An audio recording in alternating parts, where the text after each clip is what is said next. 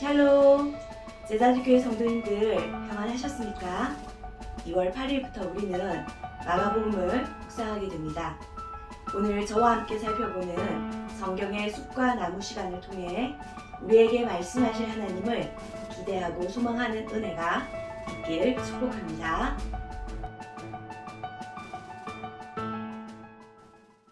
마가복음은 헬라어 성경의 제목 카타마르콘에서 가져온 책명으로 마가에 의한이라는 뜻입니다.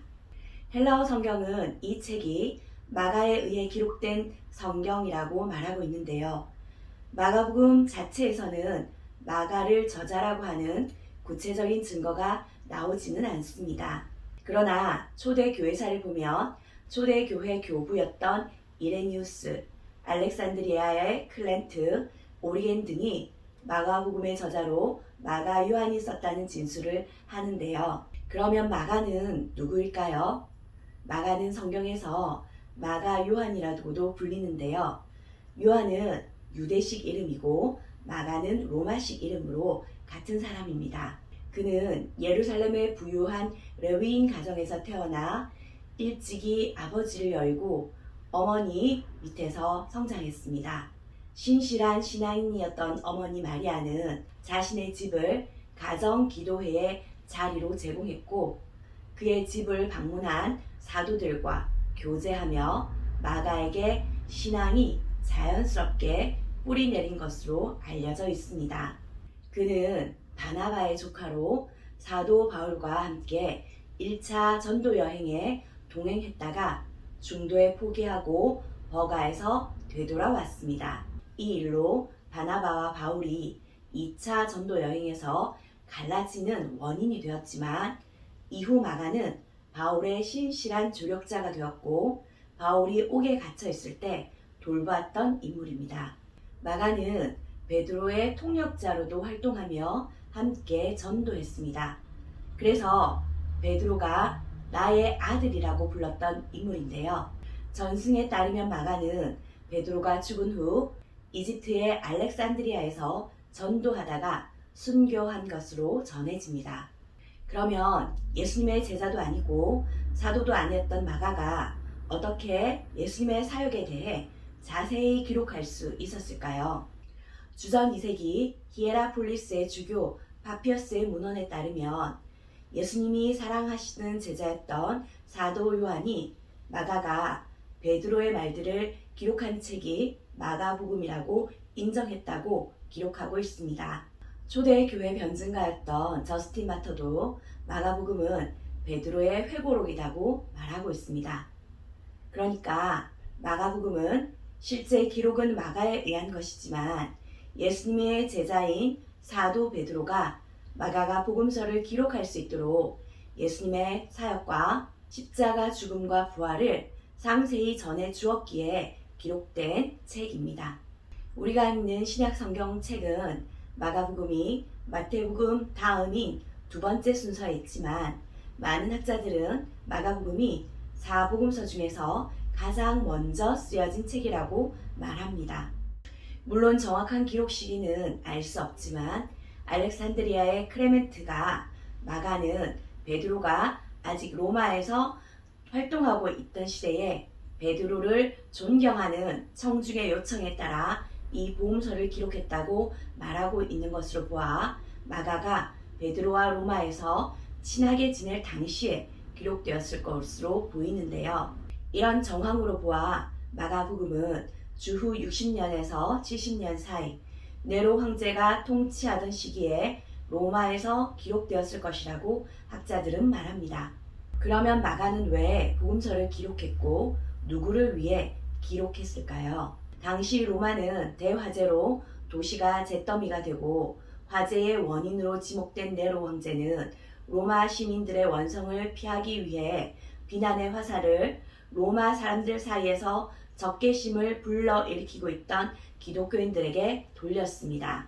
그리고 네로 황제는 로마와 이탈리아 일부에 살고 있던 기독교인들에게 잔혹한 박해를 가했는데요. 이로 인해 로마에 사는 기독교인들은 순교의 위험에 직면해 있었습니다. 언제 죽을지 모르는 핍박 상황 속에서 마가는 기독교인들에게 위험을 극복하고 신앙을 지키기 위해 위로와 용기를 갖게 할 목적으로 마가복음을 기록하게 됩니다. 마가복음은 총 16장으로 사복음서 중에서는 가장 짧고 간단한 책입니다. 이 책은 로마에 있는 로마 교회의 이방인 기독교인들을 위해 기록된 책이기 때문에 이방인들에게 별 의미가 없는 이스라엘의 기나긴 족보는 생략하고 있습니다.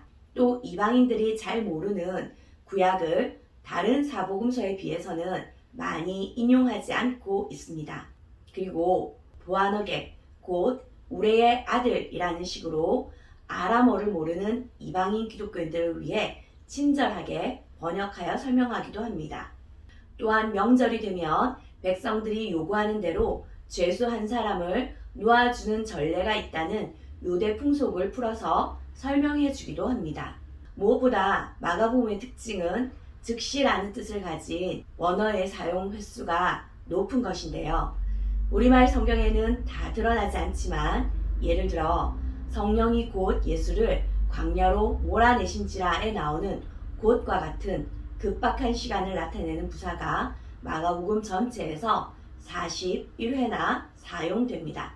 그리고 예수님의 행적은 과거의 일이지만 그 기록을 지금 현재 진행 중인 듯이 표현하는 역사적 현재 시제를 151회나 사용하며 한 사건에서 다른 사건으로 빠르게 옮겨가며 간단하게 기록하고 있는데요. 그렇다고 마가복음이 성의 없이 기록된 책은 아닙니다. 다른 복음서에 비해 그 양은 적지만 마가복음은 마태복음이나 누가복음에 비해 사건 진술에서 직접 현장을 목격한 사람이 말하듯이 상세하고 감정적인 다양한 표현을 쓰고 있습니다. 또한 복음서에 기록된 35개의 기적 중 18개나 기록하여 예수님의 하나님 되심을 드러내고 있습니다. 뿐만 아니라 전체의 40%에 해당되는 내용을 예수님이 십자가에서 죽으시고 부활하신 마지막 8일간의 행적에 집중해서 기록하고 있습니다. 마가복음의 구조는 학자들마다 의견이 분분합니다. 장소적으로 갈릴리 사역, 갈릴리에서 예루살렘으로 가는 과정, 그리고 예루살렘 사역 이렇게 세 부분으로도 볼 수 있는데요. 마가복음 1장부터 8장 26절까지의 갈릴리 사역은 가버나움 중심의 초반 사역 이후 주변 도시에서 이방 도시로까지 사역이 확대되는 과정이 기술되어 있습니다. 이후 마가복음의 두 번째 단락의 시작은 8장 27절부터인데요.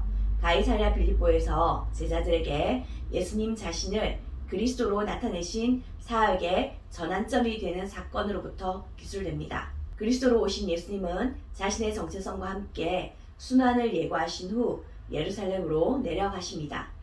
11장부터 기술된 예루살렘 사역은 나귀를 타고 입성하시면서 마지막 한 주의 예루살렘에서의 일들을 기록하고 있는데요. 종교 지도자들과의 충돌, 예수님의 체포와 죽음과 부활까지를 굉장히 긴박하게 전개하고 있습니다. 마가복음은 또 내용적으로 두 부분으로도 나누어 볼 수 있습니다. 1장부터 10장까지가 예수님의 공생애의 대부분의 시간인 약 3년 6개월간의 시간을 기술하고 있습니다.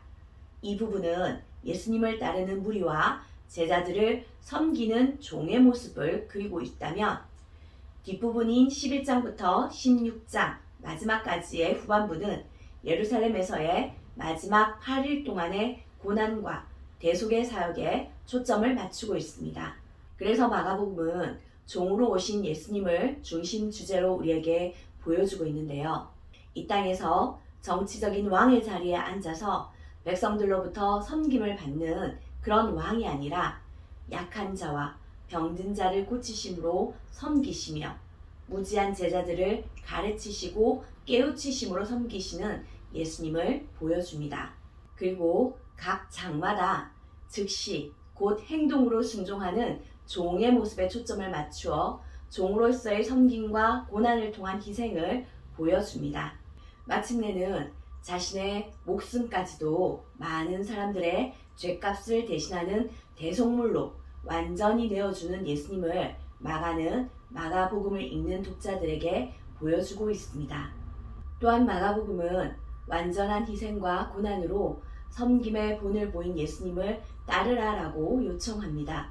예수님께서 나를 따라오라고 제자들을 부르실 때 베드로와 안드레는 그물을 버려두고 예수님을 따랐으며 야고보와 그 형제 요한은 그 아버지 세베대를 품꾼들과 함께 배에 버려두고 예수님을 따랐습니다. 즉각 순종한 예수님처럼 즉각 순종한 제자들의 모습은 예수님을 따르는 제자는 예수님의 말씀에 순종하는 사람이라는 것을 우리에게 교훈합니다. 하지만 마가복음은 온전히 그리고 완전하게 순종하신 예수님처럼 순종하는 제자들의 모습을 끝까지 보여주고 있지는 않습니다. 처음에 모든 것을 버려두고 예수님을 따랐던 제자들이지만 예루살렘 입성 후 예수님께서는 자신이 당할 운명을 예고하시고 제자들이 예수님을 부인할 것을 경고하시며 기도하라고 하셨습니다.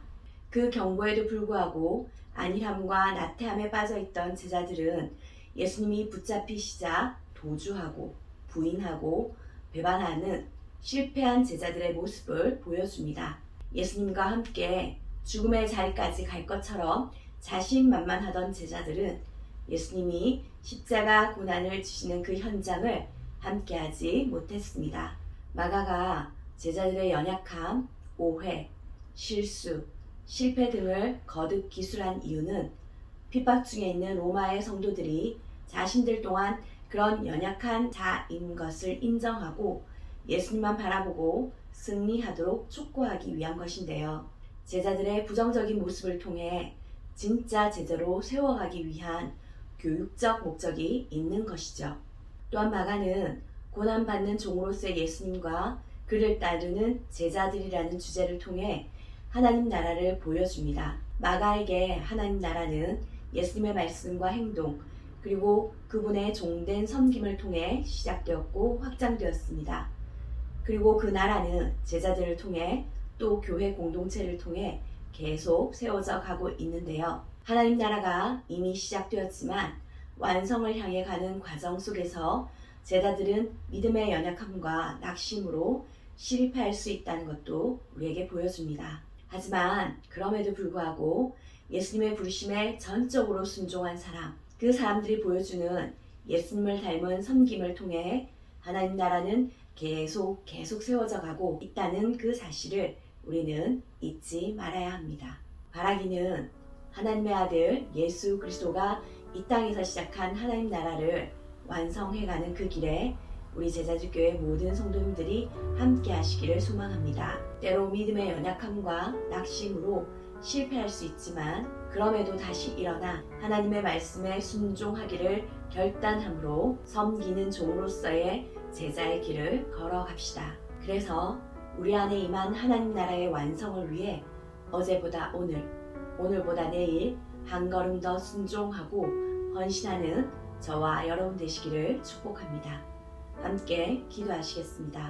사랑의 하나님 아버지, 연약하고 무능한 우리를 구원하시기 위해 하나밖에 없는 아들을 종으로 이 땅에 보내주셔서 감사합니다.